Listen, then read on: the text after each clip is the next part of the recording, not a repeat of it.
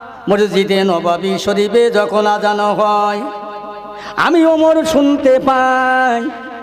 আমি এমন শুয়ে রইলাম, আমি যে বিছানাটায় আমার দেহটা রেখে ঘুমাচ্ছিলাম, শুয়েছিলাম, ওই বিছানা আমার সঙ্গে কথা বলছে, ও ফারুকে আজম, ওমরে ফারুক যান যান চলে যান, আমি বিছানা পাজা করে শুয়ে থাকবেন না, নামাজটা কাজা করবেন না।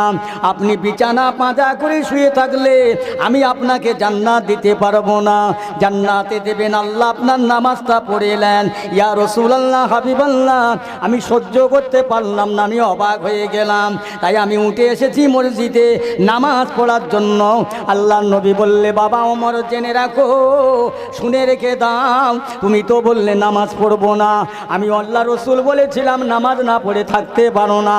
ও বাবা ওমর, আল্লাহর জান্নাতি মানুষ যারা হয়, আল্লাহর বেহেশতি মানুষ যারা হয়, কমপ্লিট মোমেন মানুষ যারা হয়, তাদের যখন নামাজের ওয়াক্ত কাছে এসে যায়, তাদের যেন মারি একটা বোঝা মাথায় ভারী হয়ে যায়, বড় কষ্টে তারা পড়ে যায়। যতক্ষণ তারা নামাজ না আদায় করবেন মনটা ভালো লাগে না। এটা হলো জান্নাতি মানুষের বিচার। জোরে বলুন সুবহানাল্লাহ।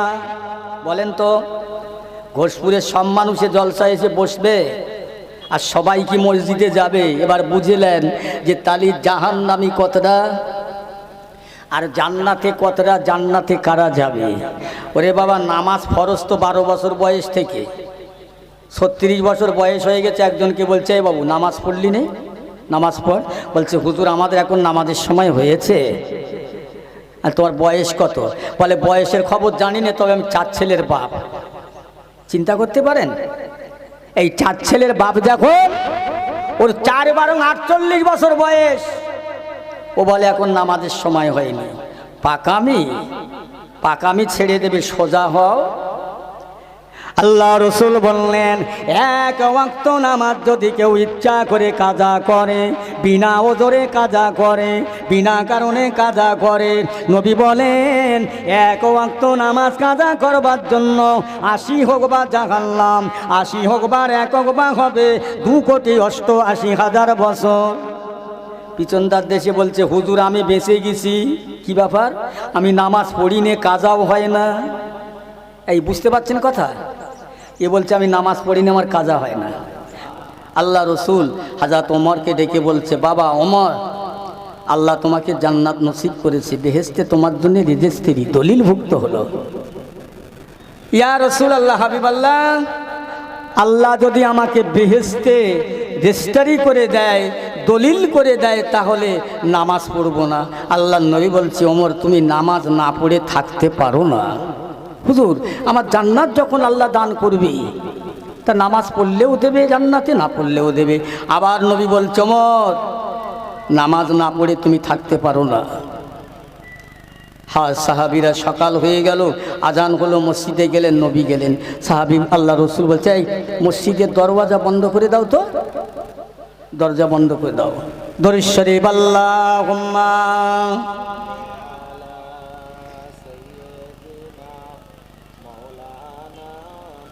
একটু পড়েন আল্লাহর রাস্তে, ওয়ালা আলে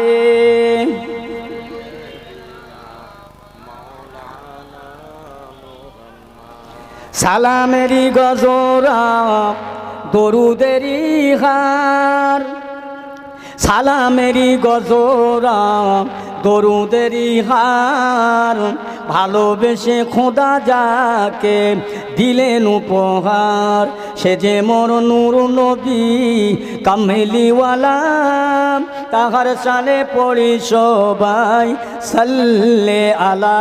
জোরে জোরে আল্লাহুম্মা।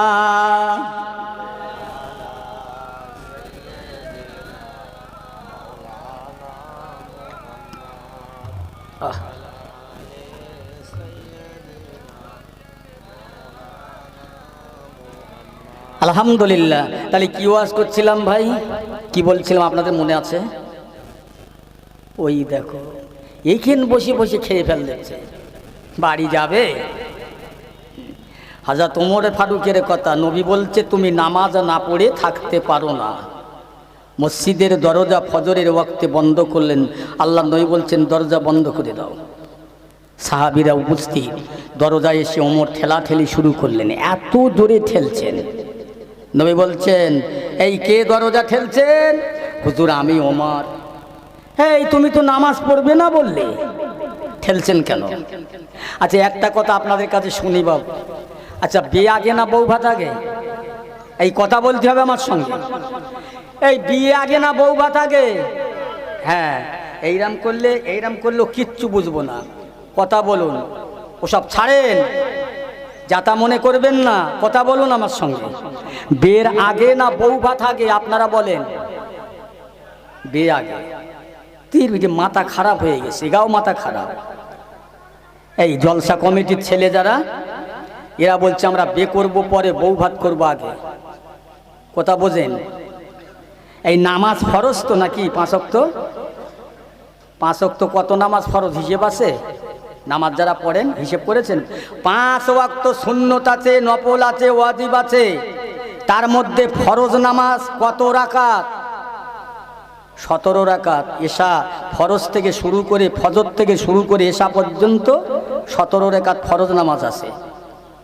ফরজ আদায় করলে গুনাহ থেকে বেঁচে যাবে, ওয়াজিব আদায় করলে গুনাহ থেকে বেঁচে যাবে, আল্লাহর জাহান্নাম থেকে মুক্তি পাবে। আল্লাহর নবীর সুন্নত আদায় করলে আল্লাহর নবীর সুপারিশ শাফায়াত নসিব হবে। জোরে বলুন সুবহানাল্লাহ। কি বললাম? ফরজ আদায় করলে গুনাহ থেকে মাপ পাবে, ফরজ না আদায় করলে গুনাহে কবিরা হবে, জাহান্নামে যাবে। ফরজ আদায় করলে মুক্তি পাবে, ওয়াজিব আদায় করলে আল্লাহ থেকে মুক্তি পাবে, আযাব থেকে রেহাই পাবে। সুন্নত আদায় করলে রাসূলুল্লাহর সুপারিশ শাফাত নসিব হবে, কিন্তু আল্লাহর ওলি হতে পারবে না। কথা শুনতে পাচ্ছেন আমার কথা? এই সবাই হ্যাঁ না বলেন একটু। হ্যাঁ, তাহলে নামাজ হলো ফরজ। এই জলসা দেওয়া কি সুন্নত? দিলে সওয়াব আছে, না দিলে গোনা নেই। নফল ইবাদত করলে সওয়াব আছে, না করলে গোনা নেই। এরা বলছে, এক জায়গায় ওয়াজ করতে গেছি ভাই, বাস্তব কথা বলছি, আমার কাছে এসে বলছে হুজুর আমাদের জন্য দোয়া করবেন খাস করে। আমরা সব কমিটির ছেলে, জলসা কমিটির ছেলে, হুজুর আমাদের জলসায় 15 লক্ষ টাকা খরচ। আরে বাবা, 15 লক্ষ টাকা কি করেন আপনারা? বলে হুজুর সারা গ্রাম আলোয় আলোকিত করে দিতে হয়, আর টাকা দিয়েছে দেশের লোক।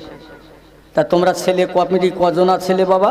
শুধু সব আমরা যুবক ছেলে, জওয়ান ছেলে, 80 জনা ছেলে আমরা কমিটি, 80 জনা ছেলে। আচ্ছা বাবা, তোমরা 80 জন ছেলে তো মিলাদ কমিটি, ভালো, খুব শক্ত মজবুত। একটা কথা আমি জিজ্ঞাসা করি, আচ্ছা 80 জন ছেলের মধ্যে নামাজ পড়ে কজন? এই শুনতে পাচ্ছেন তো? নামাজ পড়ে কজন? মুসকে হেসে বলছে হুজুর 80 জন আর 10 জন বোধহয় পড়ে, 70 জন পড়ে না। তাহলে এরা বউ ভাত আগে করছে, বিয়ে পরে, উল্টো হয়ে গেছে। আমি এটাই বোঝাতে চাচ্ছি। কমপ্লিট মুসলমান কি করে হবে? নামাজ নেই, চুরি ছাড়া নেই, হিংসা ছাড়া নেই। এ মুসলমান এমন একটা জাতবাবু, সব জায়গায় পরিপূর্ণ, খুব মজবুত।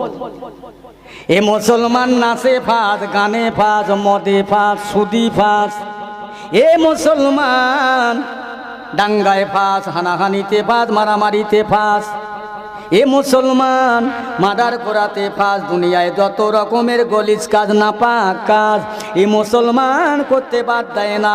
মুসলমান মিলাদ কমিটির সেক্রেটারি, সম্পাদক, মসজিদ কমিটির মিলাদ কমিটির সম্পাদক, সেক্রেটারি।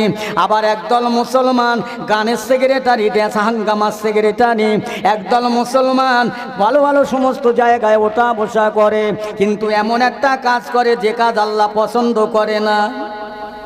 এই বাবু, এই বন্ধনের লোন দিচ্ছে না মেয়ে ছেলের, বেটা ছেলেরা দেয় না। আপনার দিকে বোধহয় নেই, ওই দিকে আছে একটা লোন, সব দিকে আছে। বাহ বাহ বাহ, মাশাআল্লাহ, ভালো জিনিস।